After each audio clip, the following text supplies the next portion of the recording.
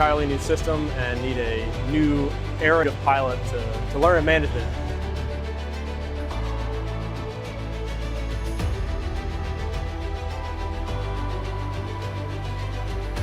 The sole purpose why I asked to come to this detachment was to fly it.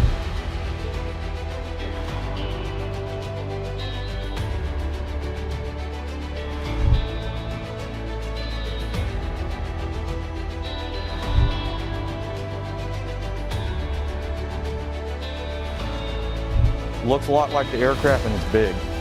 They'll be able to go up there and remove all the components and torque all the components just like the aircraft. Therefore, when they get out to the aircraft, the remove and install task will be quicker and it will allow them to know how to do it without second guessing themselves. So the benefit to a trainer like this is to create an environment that's somewhat realistic to a real aircraft but has safety in mind. Say for instance blade. This blade is a lot smaller than a rear aircraft blade, but it weighs the same. So they can get used to handling the weight when they remove and reinstall it.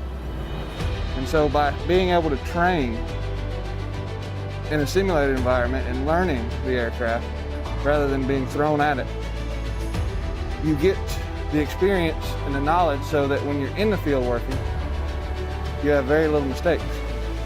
Because when you hear one of these big bad boys coming for you in the field to rescue you, you know you're in good hands.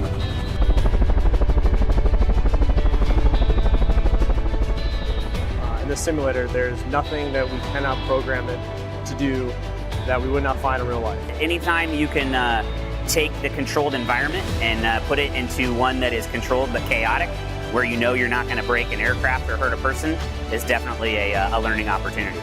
What we realized is that this simulator here is as close to the aircraft as any flight simulator I've seen before.